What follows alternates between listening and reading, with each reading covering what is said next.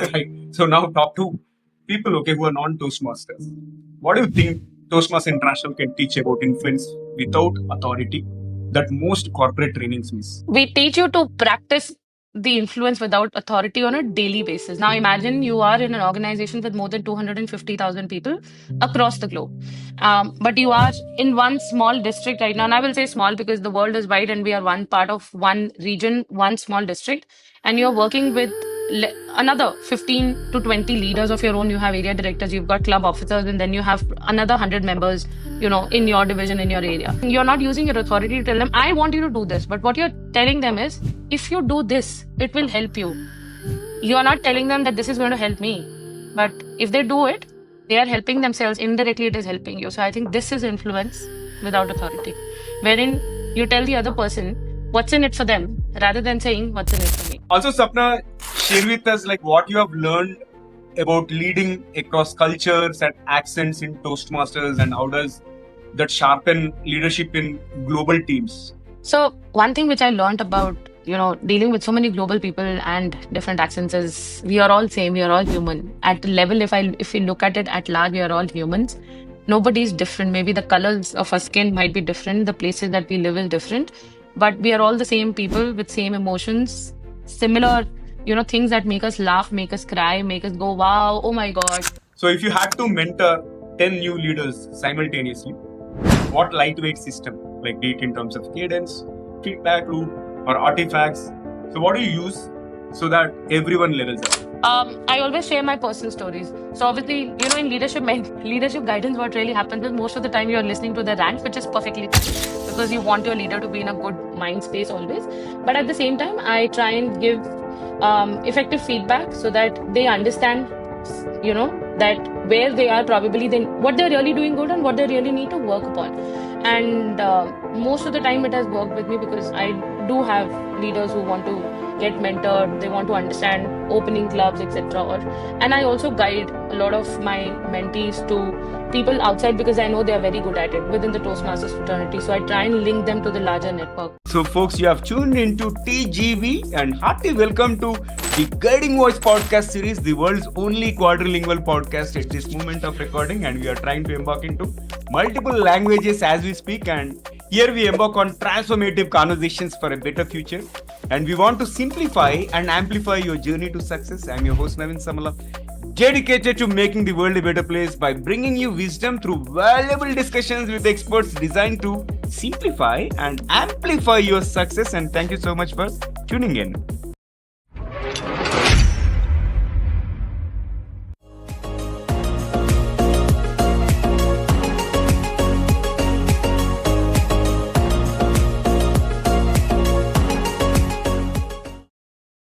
So, what if the fastest way to lead at work is to volunteer after work? Sounds interesting, isn't it? Folks, welcome back to another episode of the Guiding Voice podcast series. And today we are joined by a most powerful leader, Sapna Ohri, who is a distinguished Toastmaster and currently Region 8 advisor. And she's a former District 98 director and the district's first women club growth director, credited with helping launch 60 plus clubs. Folks, launching 60 clubs is humongous. I'm struggling to start my first club. Of course, I have so many leads I've been working, but 60 is not a small thing. Kudos to you, Sapna. And she's also a certified payroll professional, currently serving as assistant vice president at a major multinational company. And apart from that, she is the founder of the Dog Shield, which is a community initiative for indie dog rescue and care. And Sapna, hearty welcome to the Guiding Voice podcast series. How are you doing today? Thank you so much for the welcome and the lovely introduction. I am doing amazing. Thank you so much. Yeah, so folks, I met Sapna a couple of months ago during Toastmasters club officer training program. And right, and immediately I connected with her and I told Sapna, your journey is something inspiring because after meeting her, I learned a lot of things and so many things related to Toastmasters. And apart from that, mainly leadership, the way she has grew in that Toastmasters fraternity And the way she has carved out brand for herself is really amazing. And without second thought, I invited, and finally, she's here in front of all of us. And today we are going to have an interesting conversation on the topic at hand, from club roles to C-suite skills. Leadership lessons with distinguished Toastmaster Sapna Ohri. And before that, so many common things between me and Sapna. We both have worked at a common company at different points of times, and we both are kind of Toastmaster evangelists. Of course, she's much higher in position compared to me where I am today from the Toastmasters perspective. But we both share this passion, and most importantly, she's also a dog lover. I'm also a dog lover. Likewise, there are so many things. And Sapna, before we get into the mainstream conversation, there is an exciting Mhm. twist, and the format of our podcast is a little different. So we we kind of trouble the guest with rapid fire round just to know the other side. So if you're ready, let me kick off the rapid fire round of random words, and I'm going to mention a few words. Whatever comes to your mind, you need to respond. All right? Absolutely. Wonderful. I am a Toastmaster. I love that. I love it. All right. So here comes the first word: curiosity, Kills the cat. invention, Interesting. future, Not known. universe, Great. leadership, Skill. success. On your own terms. Okay. Our favorite word: Toastmasters. Passion. Amazing. And then role model. I, me, myself. Superb. Superb. Communication. Very important. All right, here comes the last word: aliens. Interested to know more about them. Loved all your responses. This actually reminds me of the table topic segment that we do at our club meeting, just to the point, right? And thank you for being so crisp. And most importantly, there's a lot of powerful message in each and every response that you have given. And Sapna, there is one more twist toward the end of the episode. Stay tuned. And before that, let me welcome you once again to the platform, and thank you so much for being part of our journey in shaping the careers and lives of millions across the globe. All right, so let's get into the mainstream conversation. Talk to us about who is your guiding voice. My guiding voice has always been me. I think my environment around, my bringing up, my childhood, my friends, everyday things that happen have always shaped me and my experiences in life. And I have realized one thing growing up. I don't know if it's good or bad, but I am the one responsible for my own life, how I want to shape it, be it good, be it bad, or be it ugly. And I always choose the first one, which is, the good part of it. If things don't work out, I'm okay with it. I will learn and I will move on and I will try and shape it the way I foresee it. If not exactly that, but something much better. So I think I myself am a role model for myself because I strive to be better. I always strive to be a learner and I always strive to keep, I think, understanding more about myself. And as much as I know, I am most I am a very interesting character to myself and I'm more intrigued to know more about me because I think it's fun. It's fun to know more about you, to get to a point where you say, oh my God, I didn't know this is what I was. So yeah, I am a role model for myself. Fantastic. I think this is the unique response I've got out of 1,000 plus interviews that I've done in 3 languages. Okay, amazing, mind blowing. And with that, let's go to the next one. Talk to us about your success mantra, as in top 3 things that have contributed to your success so far. The first one is related to the very first question, as I said, never give up in life. No matter how things are, how worse the things are, you should always move on in life. Never look behind. The past is gone. The future, you don't know what it has in store. What you have is today. And if today I am able to get up in the morning, no matter how much I don't feel like, and I'm able to do what I'm supposed to be doing, I am I am there. I'm 1 inch or 1 step closer to where I want to be. So I think never give up. The second most important thing, which I always tell people, is be consistent. I love going to the gym. Everybody knows I talk about it a lot. But I'm not, sometimes there are, you know, days when I'm not there. Sometimes it's months as well because of the travel. But I always say one thing, that when I go to the gym, I'm being consistent, because it's not about losing weight, it's about staying healthy. And that's the same habit I try and bring to my work. No matter how hard things are around, I will still be consistent in what I have to deliver. And third and most important thing is to stay happy. Acknowledge your emotions. Not all the days you will be happy, but acknowledge your emotions when you're sad, when you're not feeling up to it. But after some point of time, I think you should strive to stay happy, because when you're happy, you see something different in life which you probably never noticed before. So my three mantras. Amazing. And let's talk about Toastmasters stuff. From very first meeting to becoming a distinguished Toastmaster. So, for those of you who are not familiar with Distinguished Toastmaster, it is the highest level certification for an individual in the Toastmasters journey, and it is not easy. Somebody has to deliver minimum to minimum 36 to 40 speeches, apart from working as a club president, apart from leading a district officer role, and apart from that, mentoring, sponsoring, coaching, so many things. So it takes minimum to minimum 2 to 3 years to get that rank, and that is about distinguished Toastmaster. So Sapna, what was the inflection point when Toastmasters stopped being a speaking club and became your leadership laboratory? So what changed in your decision making after that? 2019 precisely, if I'm not wrong, when I was a division director in Mumbai. And I had gone to one of the corporates to deliver a demonstration meeting to the new folks out there. And I remember, delivering the same old presentation, what we can do for you in Toastmasters. It's a public speaking platform and all of that, right? The demonstration was over. And I remember a boy, a very simple boy, he walked up to me and he just said, Will this, will your Toastmasters help me to talk to my own friends?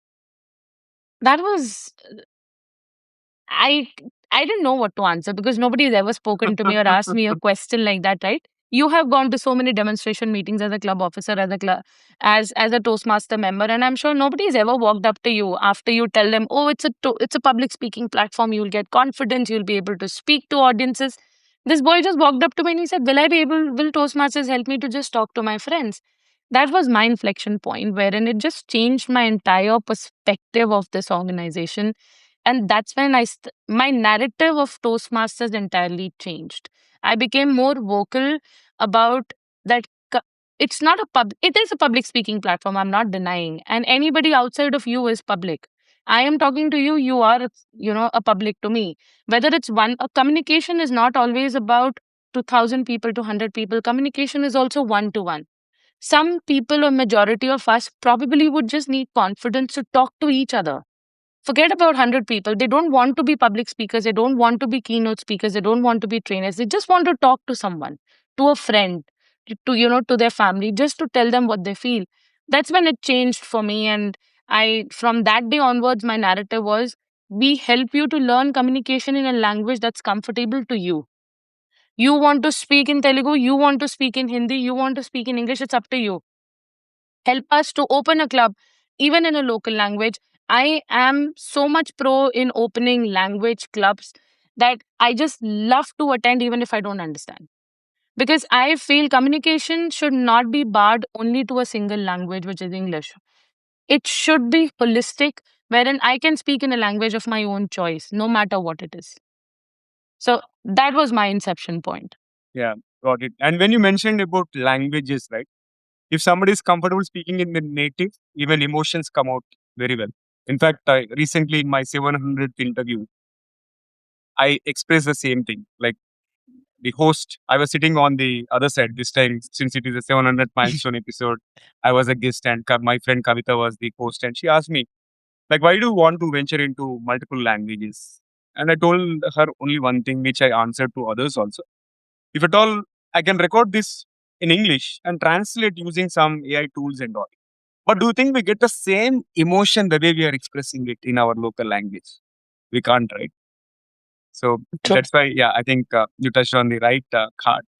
And moving ahead, describe one club officer role or district leadership challenge you solved as a volunteer and how the exact skill translated to the workplace win, be it in terms of maybe kind of encouraging teamwork or healthy metrics or maybe dollar impact or anything. So I think one thing in Toastmasters, we all, when we go to meetings, and this is something that we all talk about, is evaluations, right? We always talk about our CRC framework, commendation, recommendation, commendation. Now, this happens in speeches, correct? But does it really happen in the real world as well? When you're a club officer, when you're talking to a member, when you're a district officer, when you're talking to fellow district officers, I felt that there is a challenge there. We as Toastmasters, we are so much in the habit of applauding everybody that we forget to give the exact evaluation that is required for someone to rise. The word evaluation in itself is taken as a very negative word, like, it's a criticism that I'm not doing well. But I think it's about how you put it right, in the right words, at the right moment, and how you motivate the person, because evaluation teaches us how you should have done better, not that you did this wrong. No, we know that you've already done this wrong. It's happened, but can I help you to get better? And this is something that I felt that it was always not felt, but I see it as of date today as well, that this is something where we really need to work upon, and not only keep our evaluations up till the speeches, but also bring it to help our own Toastmasters come up in leadership roles in other events, everything around them, everything around us within the fraternity. This is something which I took back to my workplace as well, because I felt leaders around me did not know how to evaluate or how to give effective feedback. And from evaluation, I'm moving to an effective feedback terminology, because this is what is used in corporates. Now, every time, and I noticed, when even if it's an R&R, a rewards and recognition that's given to you, the kind of verbiage or the lines that come is, she did a good job. She, the client was very happy. She did really well on a project. Who is she? Take my name. Sapna really handled this particular XYZ client well. Client said this about Sapna.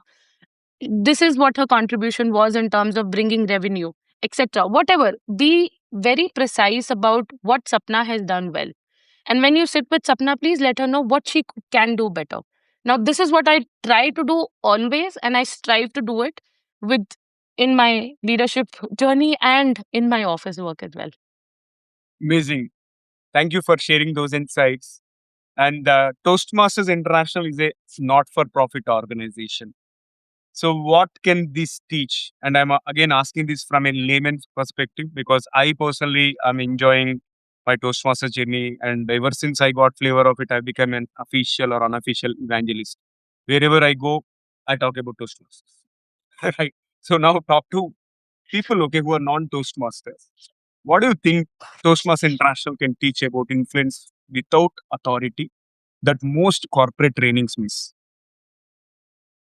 We teach you to practice the influence without authority on a daily basis. Now, imagine you are in an organization with more than 250,000 people across the globe. But you are in one small district right now. And I will say small because the world is wide and we are one part of one region, one small district. And you're working with another 15 to 20 leaders of your own. You have area directors, you've got club officers, and then you have another 100 members, in your division, in your area. Now, you want them to succeed, because if they succeed is only when you will succeed, right? Now, this is very important thing. When you go back and you tell people, this is my goal and I want your help to achieve my goal, nobody bothers. But when you actually tell them, if you do this, you will succeed, your club will succeed. You, as a person individually, are going to learn this particular skill set or this particular aspect for which you join Toastmasters for. As to a club president, if you go and you tell that today, if your club is able to achieve 5 distinguished club goals, I think you can talk about it later, explain it to everyone. It's more like a benchmark, right? If you're able to achieve 5 goals in your club, or your club is able to achieve, that means you're actually influencing that person without authority, because you're trying to tell them that if you do this, your club will receive an award. And when your club receives an award, that's an award for all your members, right? Individually. Now, you're not using your authority to tell them, I want you to do this. But what you're telling them is, if you do this, it will help you. You're not telling them that this is going to help me. But if they do it, they are helping themselves. Indirectly, it is helping you. So I think this is influence without authority, wherein you tell the other person what's in it for them rather than saying what's in it for me. Fabulous. Very well put through. And Sapna, you have led large member bases and supported new clubs. So, what are the first 90-day moves to turn a struggling club into a magnet for retention and growth? My favorite question. So, if you know you're a struggling club, I think the first and foremost important thing is for a club to understand that they are a struggling club. We all understand a minimum requirement for a successful Toastmasters club is 20 members, because we say when you do a meeting, you require 12 to 13 role players. That's where a good quality meeting comes into picture. If the clubs already understand that a member base is 13 or less than 13, that is the time when they need to raise their hand, even without the district coming back and talking to them and say, we need help. You need to align a coach from the very beginning of the term, or whenever you identify the club, during the renewals time, the club membership has gone down, please assign a coach. Now, with the coach, there have to be a few things which have to be really important. One is to ensure that the meetings always happen on time. Meetings should never get cancelled in the club. Second, the coach should go ahead and ensure that there are at least 2 to 3 open houses wherein the club is able to invite more members or more guests to their clubs so that they can convert into members later. But the most important thing above it all is the meeting quality. If the club has less members, obviously all the meeting roles will not be completed. So they have to get out to the fraternity at large in order to get members to help them out. Most of our clubs are not able to put a good quality meeting, and that is why the guests are not they never get converted to a member. If the clubs focus on having a good quality meeting by reaching out to the larger fraternity and also planning out with the help of the coach when to do marketing events, whom to target, etc., they will be able to become a club with 20 plus members. And I would say minimum to 9 to 12 months. That means 1 year, the club should be a club in good standing with and a strong club with 20 plus members. Absolutely. In fact, we had one of the clubs struggling, and soon after conducting couple of town houses, couple of open houses, things have turned around. And yeah, thank Yes. you for sharing those wonderful tips. I think it is going to help all the club presidents as well as area directors so that they can focus on club retention and make sure that they move from surviving to thriving. Right. Absolutely. All right. So moving ahead, and let's assume somebody has joined the Toastmasters and they want to aim at becoming a distinguished Toastmaster like you. Right. So would you sequence projects, club roles, and the DTM project to maximize learning Mhm. while avoiding burnout? And also tell us about one misconception they should drop on day one. Okay. So I am someone who completed a distinguished Toastmaster in 8 years, because when I became a Toastmaster, my motive was not to become a distinguished Toastmaster at all, because I was enjoying my communication journey. However, I have seen members who have taken this up as a challenge because they wanted, you know, they wanted to set a record. And I have seen members becoming distinguished Toastmasters in 2 years as well. So it totally depends on you. One thing which we all know in Toastmasters, it's a journey, it's your own journey. It's a self-paced learning program. So do it the way you want to do it. However, I would say that at least try and complete one level each year, each program year. if minimum, so that in and also take up various roles within the club, because each role that you take up in the club meeting will help you to learn and grow, and also try and master the role as much as possible. So you can take each quarter, which you're delivering one speech and you're doing two roles, one role in each month, which is helping you to learn and even imbibe those skills, so that you can keep practicing those skills, and that's how you keep moving forward. Um i think when people join Toastmasters, they think it's level has these many speeches and all. Every speech in itself is a project. Every project teaches you. Naveen, you and me have been, I mean, our first level and second level are the same, but when you start hitting your level 3, 4, and 5, there are some amazing projects, and I have seen a lot of Toastmasters doing wonderful in those projects. Like we have a podcast project. I have seen Toastmasters starting on that project, and now it's a never ending project for them. They have learned so much. People have done PRs, they have conducted events. So it's a learning journey if you take it. Don't take a project like I just come, I deliver. Whether I meet the objectives or not does not mean, but try and understand what you learn from each project. And each project has a timeline to it. Each project has some skill set that it's teaching you, and we want you, or rather, the program wants you to keep practicing those skills so that you're able to take it back to your workplace or into your personal life, howsoever it is. So I think the misconception and overall as well, it totally depends on how you want to do it, at what pace you want to do it. But at the same time, please don't take it as a program, but take it as a learning journey. Take each speech, each role, each project as a stepping stone to the larger goal that you have. And distinguished Toastmaster will automatically happen, because with the time spent in the organization, you will learn more about the leadership roles. And it's fun when you get into one of the roles and you're able to serve the members around. Amazing. Also, Sapna, share with us like what you have learned about leading across cultures and accents in Toastmasters, and how does that sharpen leadership in global teams?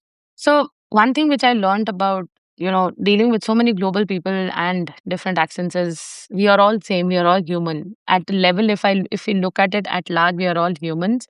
Nobody is different. Maybe the colors of our skin might be different, the places that we live is different, but we are all the same people with same emotions, similar, things that make us laugh, make us cry, make us go, wow, oh my God, kind of. And with our fraternity, it's like everybody behaves in the same way. They will all stand up and cheer for you, no matter, if you're standing on the stage or wherever. When Toastmasters meet each other, it's always like long lost friends, even if you're meeting for the first time.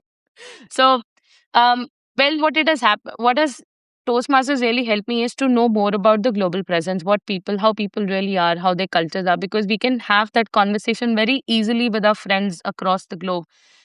It has helped me to understand so much about them in different, that when I take it back to my clients, I'm able to strike that conversation. Some similarities, when you want to build a rapport with your client.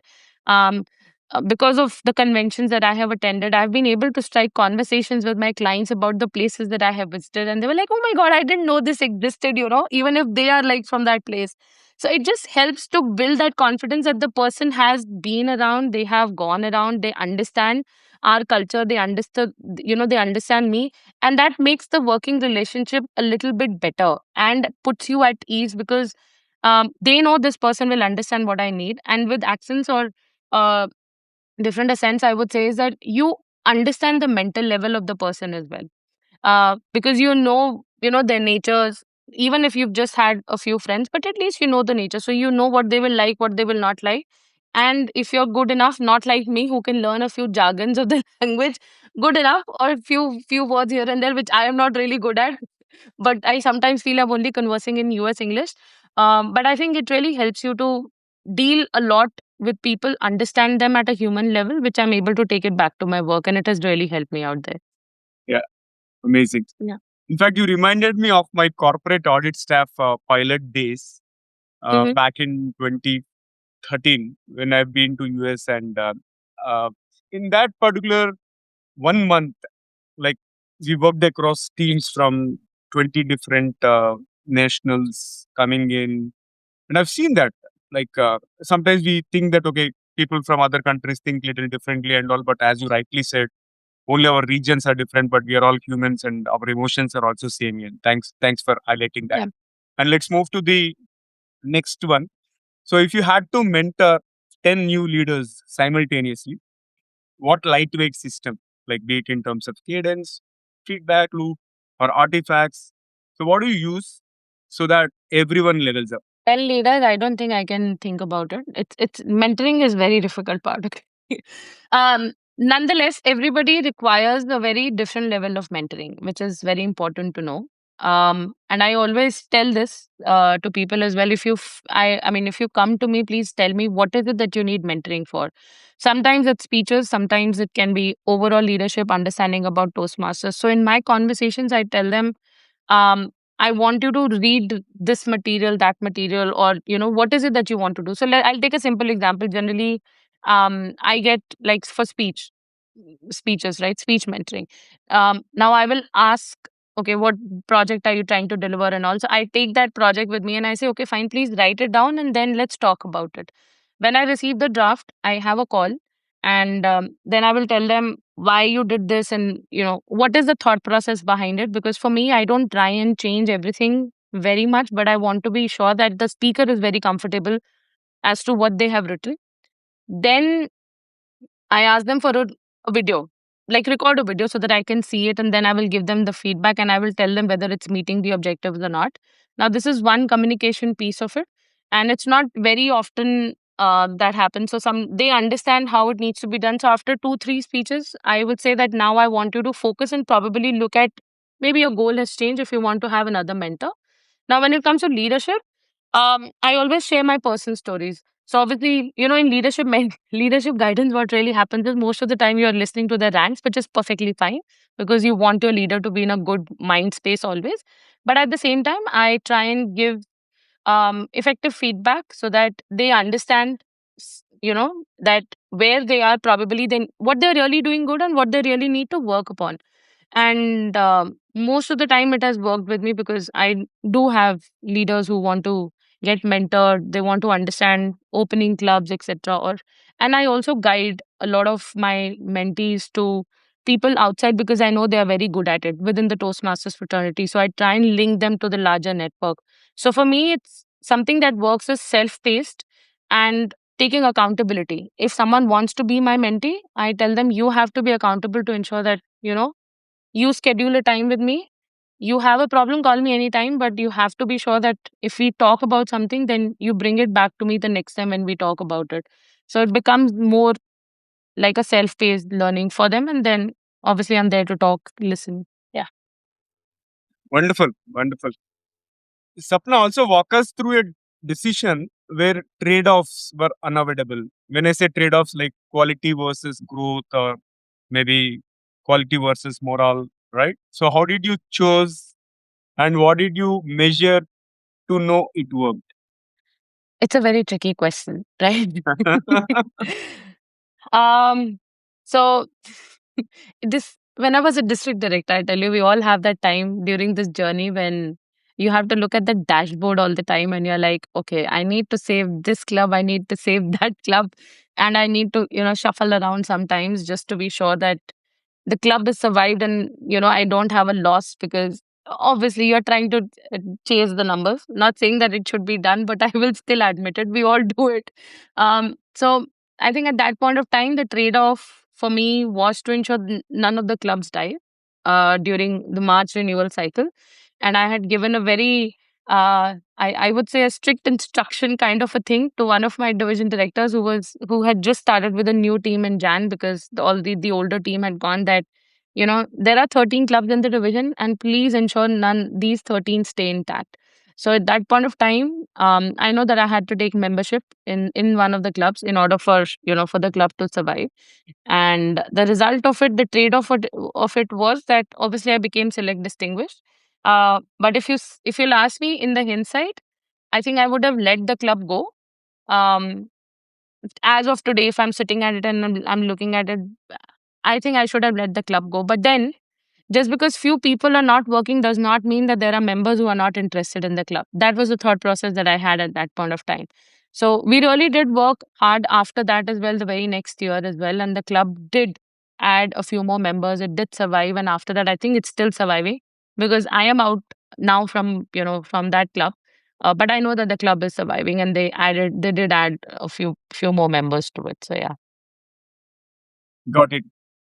Sapna, what single habit from Toastmasters most improved your executive communication in the workplace? Is that table topics or evaluation or what? What exactly it is? Can I say it's the observation skills? Yeah, Because when you're in a Toastmaster, be it table topics, be it evaluations, anything that you do, you have to listen. And when you have to listen, that means you're observing. And when you observe, you're able to observe everything around you in that environment, whether you want or you don't want. So you're observing people and you're observing things that are not happening around you, but you know how people are feeling, you know how the guests are feeling, the facial expressions, everything. That observation has really helped me in my workplace. It's a right. skill. And the day I got to know about it, I was scared because it happened at the very wrong place for the very wrong reason. But I think for me, this is an important skill. And everything that I do, a speech, a table topic, an evaluation, everything that we do, it all boils down to your listening, Yeah, to your observation, and to your speaking, because it all culminates ultimately how you're able to communicate. yeah. Super. Okay. Moving on to the next one. Tell us about a leadership misstep you in your Toastmaster journey that later became a signature strength. I Wow, that's that's a yeah. I think probably it's very unconventional that I'm going to talk about. I have always gotten into leadership roles within Toastmasters without even knowing exactly what needs to be done.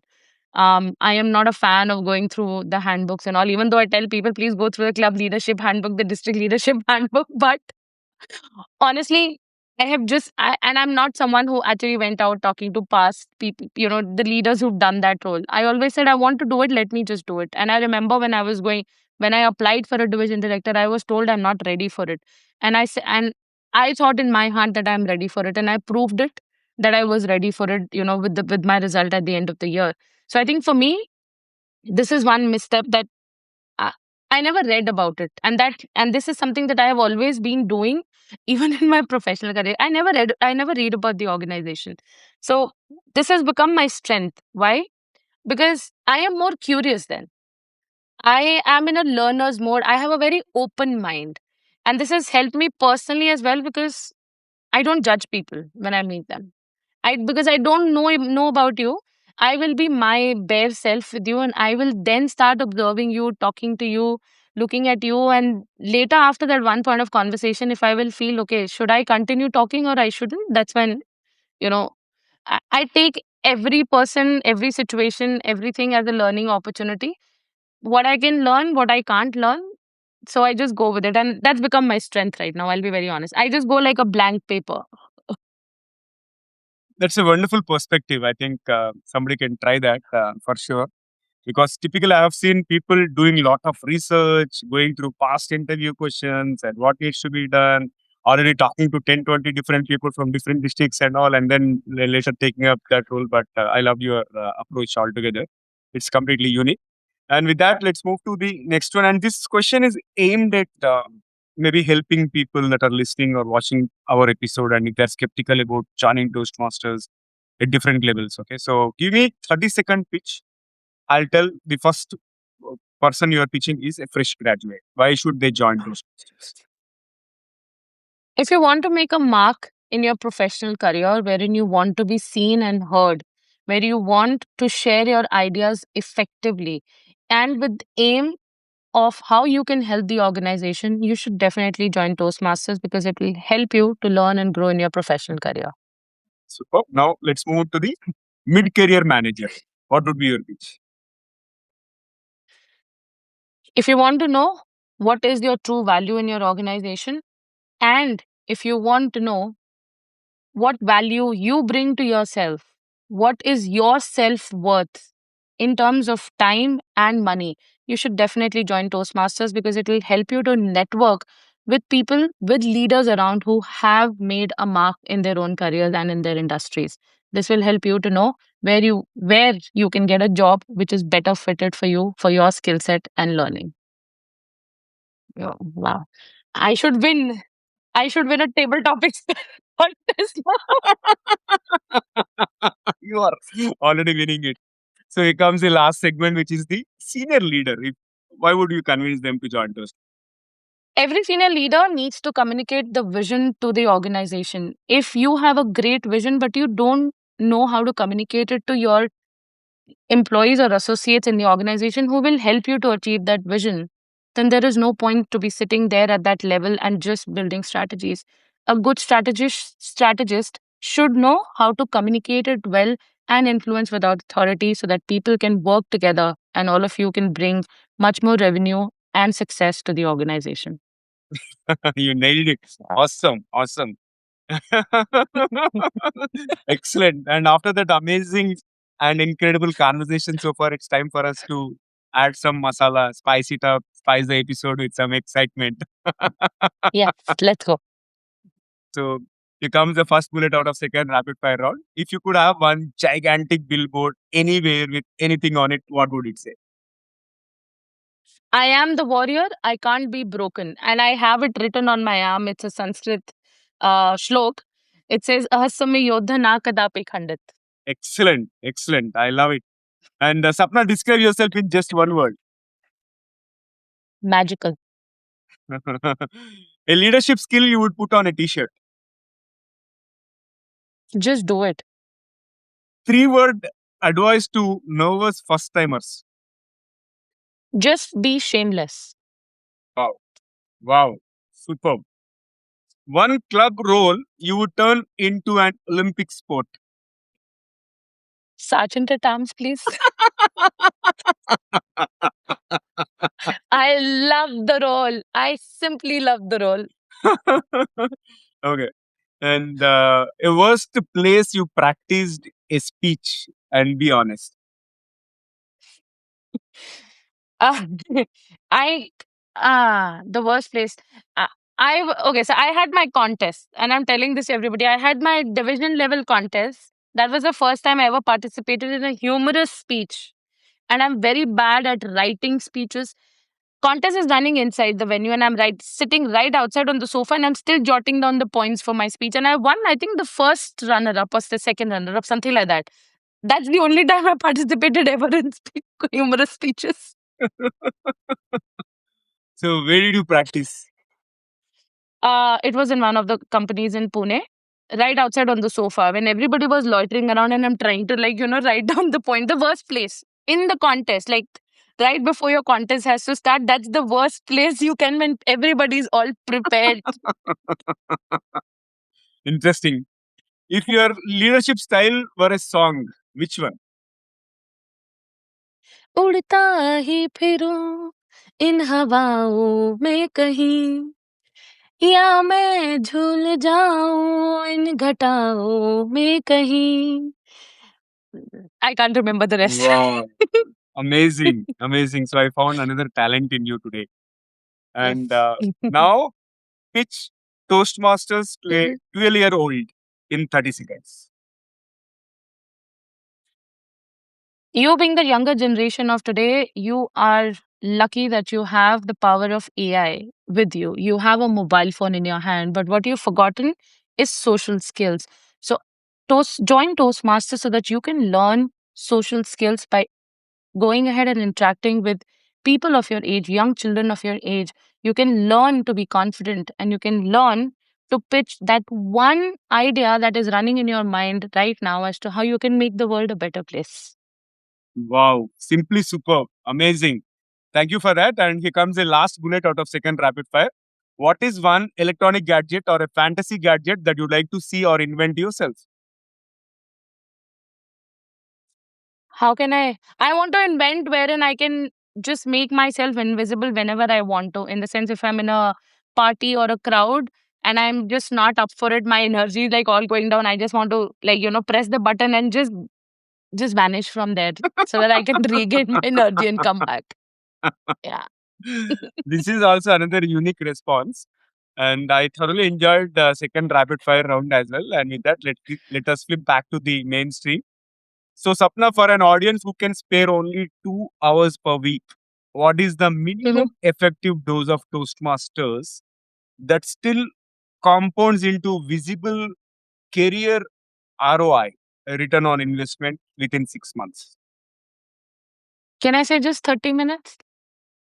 30 minutes of either preparing a speech on a daily basis, either preparing a speech or preparing a role and just performing it for 5 to 7 minutes in front of the club every week, if you can. Whether it's a 5 to 7 minutes of speech or 2 minutes of table topics, 2 to 3 minutes of evaluation, or 2 minutes of any of the roles. If you just give 30 minutes and to just perform for 2 minutes, trust me, 6 months and you will be fluent and confident. Amazing tips, and thank you so much for being on the show. And I thoroughly enjoyed talking to you. And how is your experience being hosted on The Guiding Voice? It's been a lovely experience. You won't believe. So I told my mom, Mama, please go out of the house because I know that you're going to, phone call will come and you will start talking. And you know how our parents are. They just talk as if it's a trunk call that's coming. But nonetheless, my mom is very sweet. And she's my muse for a lot of my speeches as well. I got dressed up for this podcast because I'm like, Naveen is hosting it and nothing should go wrong. I thoroughly enjoyed every question, every interaction. I think it's been nothing less than fun. And I'm so glad and proud that I met you. It is so nice to see a fellow Toastmaster plus an ex colleague, though we never worked together, but in the same organization, we come from there to rise and shine like this. And you really inspire me to do a lot of stuff, and I wish you all the best. I mean, it's been nothing but less than lovely to be here today. Obviously, meeting you after January, but thank you so much for this opportunity. I feel blessed, and I feel that I would have done something right in my life. That at least I'm getting this opportunity to be here and help everybody who's going to listen to the podcast. Thank you so much for all the kind words, and most importantly, spending your time on a Sunday evening. So I really appreciate that, and looking forward to hosting you again and again on this podcast. And Sapna, I wish you all the very best in everything that you do. Continue to inspire, and most importantly, continue to smile. Thank you so much. Thank you very much. All right. So, friends, that was our episode with Sapna Ohri. Before we jump into the fun trivia section, we have a quick request. If you are enjoying this podcast and if you're listening to it on Spotify or Apple Podcast, please follow, and also request you to leave a rating or review so that we can reach more and more people across the geographies. And also, if you have enjoyed the conversation, request you to share with at least 3 of your friends or colleagues or family members where you are going to think that they are going to get benefit out of TGV. So spread the knowledge and help others grow just like you. Now it's time for us to cruise into the trivia segment, having an amazing conversation with the distinguished Toastmaster Sapna about how Toastmasters volunteering experience is really contributing to leadership roles in a day job, and also her own experience related to Toastmasters and all. I thought I would present you few less known facts about Toastmasters itself. You know, in Toastmasters leadership hierarchy, who holds the most important positions? Members are the ones who are at the top of the leadership pyramid. And with all other roles designed to serve the member growth. And my next question is, what leadership skill is repeatedly emphasized as a product of Toastmasters volunteer experience? Take a guess. Okay, if you can't answer, here is the response. Conflict management. Developing the ability to handle disagreements with professionalism and a solution oriented mindset. All right. And here comes the next question. Name 3 major global companies that sponsor in house Toastmasters Club for employee development. And before I reveal that answer, let me tell you the current organization where I work for. I don't want to disclose the name. We have started an organic club. Okay. Because I know the benefit of that particular Toastmasters. And since we did not have initial funding, I ran an unofficial club for 20 months consecutively and proven the benefits, and later on sold it to leaders. And finally, we are a thriving club. All right. So back to the companies. Apple, Microsoft, and Coca-Cola are among many corporates that host internal clubs. Next question is the last kind of thing.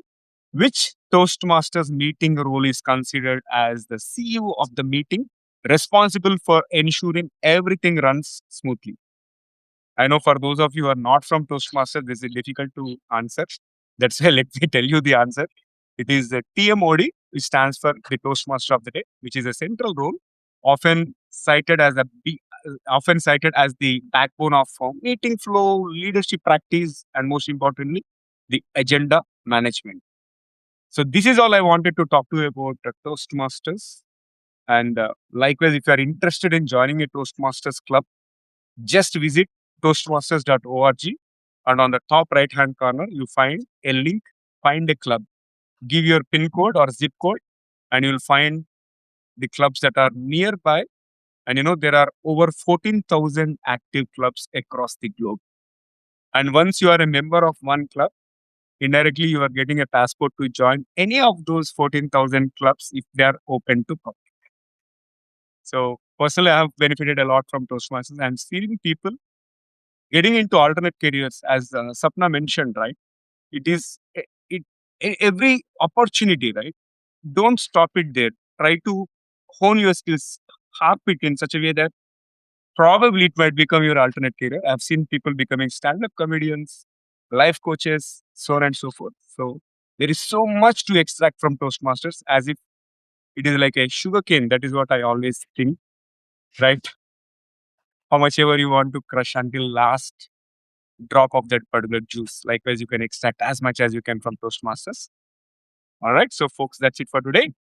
Thank you so much for tuning in and also for being part of our awesome TTV family. So, until next time, take care, stay inspired, and remember, the best is yet to come. Goodbye for now. See you all in the next episode with another amazing guest. Take care. Love you all. Bye bye.